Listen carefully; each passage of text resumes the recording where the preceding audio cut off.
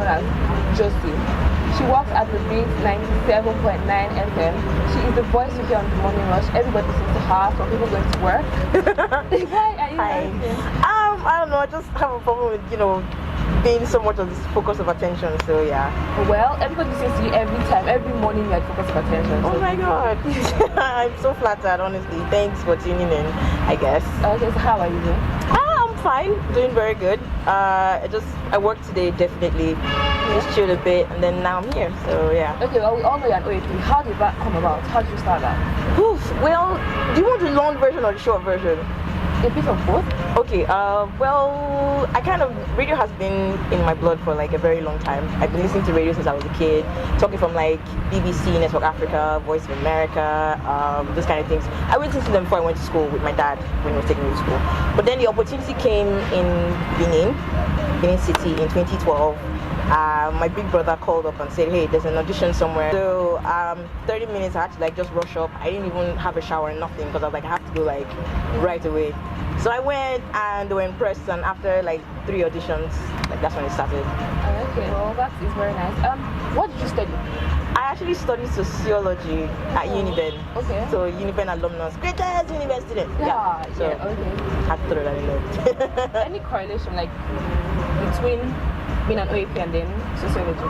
Well, sociology is the study of society, right? And there are like different branches of sociology. So there's actually sociology of mass communication. Oh, really? I didn't focus on that so much. I didn't actually, but we studied a bunch of things, but there was no relationship. I just studied it because my sister was like, study something, and then sociology was it. Fine. Okay, so it wasn't like that was what you wanted to do? No, it wasn't what I wanted. It wasn't what I wanted at all. No.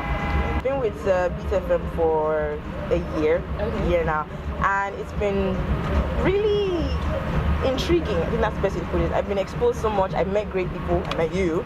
So it's been awesome. And then I meet people, they're like, oh my God, that's Josie. And I go to the mall and like people are like, oh my God, that's Josie. I'm like, okay, calm down, it's fine. But yeah, it's been good. It's been good. I've met great people. Ibadan is really not getting enough rep as it should. It's a great place. I really, really love it here, honestly. Well, thank you very much for that. Like, I'm sure you know everything happening in Nigeria around. I try. You know about the Oscars, right? The nominees. Yes.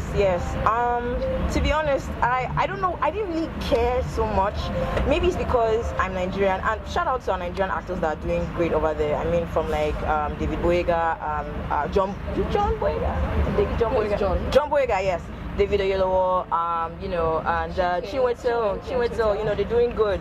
So of course it's nice to see them representing. But then when the list came out and we saw that in the main categories, no black person or person of color got nominated, we're like, okay, I'm trying to say in 2015, all these great movies that came out, like none of them were worth getting a nomination.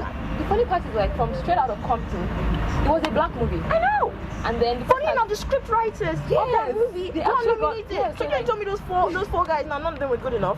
Are you joking? And then okay, let's talk the concussion. I wasn't impressed so much with Will Smith's accent. No, sorry, I wasn't impressed at all. But the acting was good, the story was good, and the fact that he played a Nigerian doctor kind of got to me. But he didn't get a nomination. And then there was, Michael B. Jordan. He played what's this guy's name? Adonis Creed in the movie Creed. It's like a sequel to the Rocky franchise. He didn't get nominated, and John Boyega, Star Wars, he did good. Like those guys did great. So I don't get what's going on, And I sort of agree with Jada Pinkett and Spike Lee and Will Smith not going. I get that, but I honestly think they shouldn't try and get Chris Rock involved, because Chris Rock is hosting it. He's hosting the Oscars on the 28th of next month. And I don't think it's fair for people like 50 Cent to say, dude, don't do it, dude, don't do it. I mean, what's her name? Tony Rock, his brother, is like, dude should totally do it. Jada Pinkett is like, I'm sure you're going to do a great job. And he's the perfect person. Yeah, and it's business. It's business. I mean, it's business, and it's like a 2-for-1, because as soon as the whole Oscars So White thing came out, he was like, Oscars, Black BET. He tweeted that.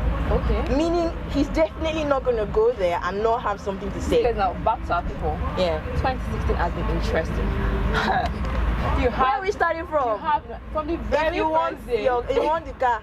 Come and collect it. That was funny. So having the whole Davido drama.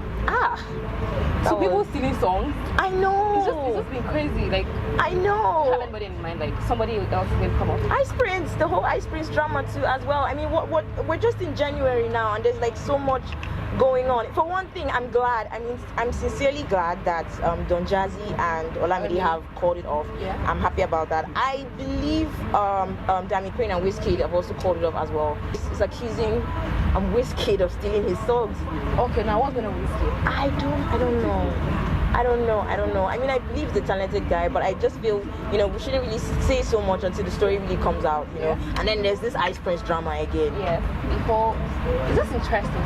It's interesting, but the thing is, I don't know if it's because I'm Nigerian and I love my people, but I think there are just some things that you should try and, you know, deal with from the inside. Like, you shouldn't come out so much. Exactly, because when the whole Davido thing came out, it was Daily Momodu that brought it to our attention.